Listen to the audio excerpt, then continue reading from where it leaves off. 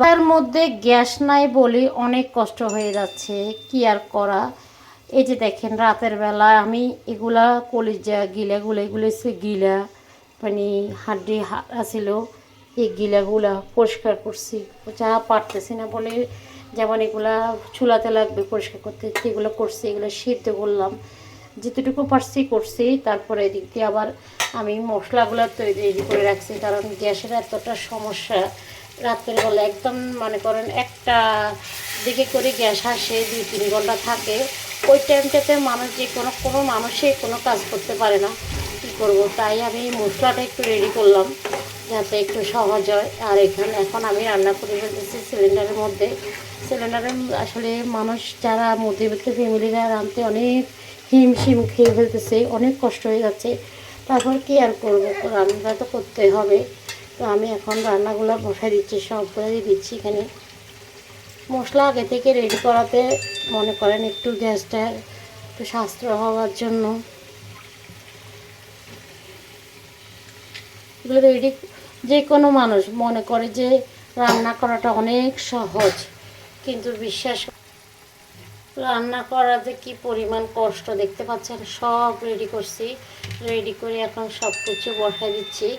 চিন্তা করছিলাম আমি আমার বোনের বাসায় পাঠাবো, রান্না করি। এগুলো আমার বোন খুবই পছন্দ করে, আমার বড় বোন আর কি, আমার বড়টা খুবই পছন্দ করে। মানে গিলে টিলেগুলো এভাবে করে ভাজি করলে খুবই খুশি হয়। কিন্তু গ্যাসের এত সমস্যা, এগুলো রেডি করতে করতে অনেক দেরি হয়ে গেছে। তো কি আর করবো, এদিক দিয়ে এগুলো রান্না করতেছি। এখন চুলাতে আস্তে আস্তে হবে। আর এদিক দিয়ে আমি মুগ ডাল রান্না করলাম, মাছের মাথা দিয়ে, বড় মাছের মাথা দিয়ে মুগ ডাল রান্না করলাম। আর এখন এটা রান্না করতে একটু সময় লাগবে, কি আর করবো, একা মানুষ টুকটুকু করতেছি আর কি। এখন আমি আসলে এক হাতে ভিডিও করি সব সময়, আর এক হাতে রান্নাটা করি, যার কারণে হয়তো আমার কোয়ালিটিটা অতটা সুন্দর আসে না। জানি না কেন সুন্দর আসে না, কিংবা আমি সবসময় চেষ্টা করি আপনাদের জন্য খুব সুন্দর করে ভিডিওটা বানানোর জন্য। জানি না কতটুকু আপনাদেরকে আনন্দ দিতে পারি।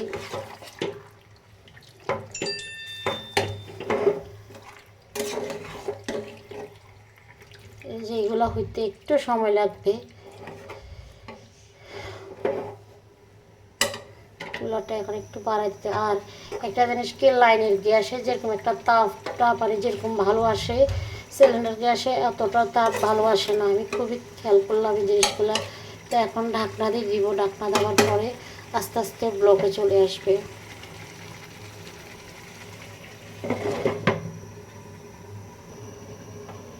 এগুলা হইতে অনেক সময় লাগবে, একটু কালো কালো হয়ে গেলে একদম বুড়া বুড়া করতেছি। আর দেখবেন যে গিলা, কলিজা, পা, গলা, একদম মানে মুরগির যা আছে আর কি, মাংস ছাড়া যা আছে সব কিছু যখন আপনি একসাথে রান্না করবেন, ওটা খেতে আর অনেক দারুণ হয়, মজাই হয়। তো আপনি ভাই আমাকে বলছিল যে একটা আলু দিতে পারো, বাচ্চাদের জন্য দিও।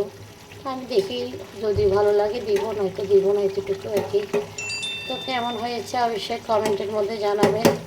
আর আমার এই খাবারগুলো আপনারা কী কী পছন্দ করেন অবশ্যই কমেন্টের মধ্যে জানাবেন। এগুলো বাসাতে অনেকগুলো থাকলে একসাথে তো করলে মজা আর কি, অল্পতে ততটা মজা হয় না। তো আসলে গিয়ে বাসার মধ্যে বিদ্যুৎও নাই, যার কারণে কালারটা অতটা ভালো করে দেখাতে পারতেছি না। আলহামদুলিল্লাহ আমি নিচ থেকে দেখতেছি অনেক কালার সুন্দর আসছে। তো সবাই ভালো থাকেন, আল্লাহ হাফেজ, সবাইকে জানাচ্ছি আসসালামু আলাইকুম।